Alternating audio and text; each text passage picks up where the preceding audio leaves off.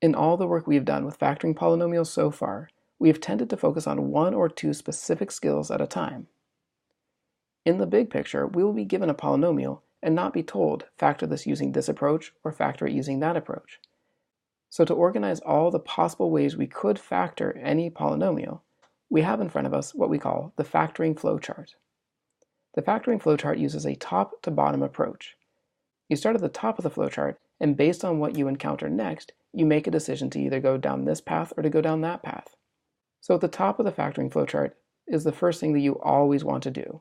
You always want to factor out the greatest common factor. There are times where you could possibly skip over this step, but you would then need to remember to do it at the very end of the problem. While there will be times if you don't factor the greatest common factor out as the first step, you won't be able to proceed any further with factoring that polynomial. Once you have factored out the greatest common factor, you then need to decide, are you dealing with a binomial, trinomial, or something larger? Depending on what type of polynomial you're factoring, you will have different strategies to use.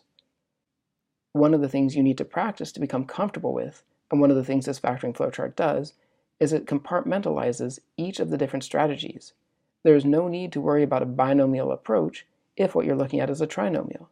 And there's no need to use a trinomial approach if what you're working with is something larger. In the binomial column, there are three different approaches or three different types of binomials we will be able to factor. The first is called a difference of two squares, or more commonly, a difference of squares. The binomial you will have the form a squared minus b squared. If the binomial fits that pattern, then it will factor as a plus b times a minus b. The second type of binomial we can factor is a difference of two cubes. The polynomial you would be given would have the form of a to the third minus b to the third, something cubed minus something cubed. When you factor an a to the third minus b to the third, it will factor as a binomial, a minus b, times a trinomial, a squared plus ab plus b squared. And the third binomial that we are able to factor is what we call a sum of two cubes. The pattern is essentially the same as the difference of two cubes, aside for a few signs being switched. So a sum of two cubes would have the form a to the third plus b to the third, and it would factor as a binomial, a plus b, times a trinomial, a squared minus ab plus b squared.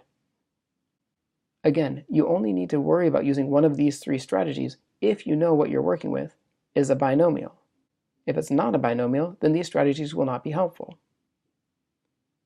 In the trinomial column, there are three separate strategies we can try to use there. You might notice that these strategies are presented in a different order than when you first learned these strategies.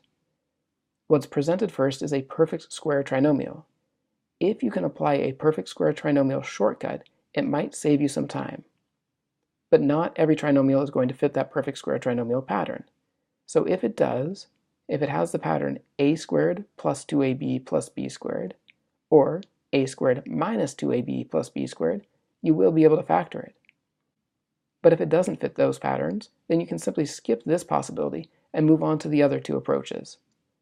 The other two approaches depend on whether your leading coefficient is a 1 or not a 1.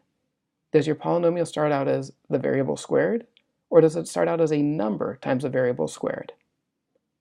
In the first case, where it's a 1x squared or a 1 variable squared, the question becomes what multiplies to make c and adds to make b.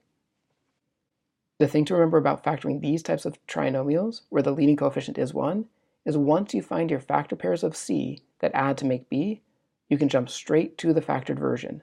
There's no additional work needed. On the other hand, when your leading coefficient is not a 1, it becomes a little bit more complicated. There are two approaches. One is the trial and error approach, which you might find comfortable and you are free to use. The other approach, which is more systematic, is what we call the AC method. What multiplies to make AC and adds to make B.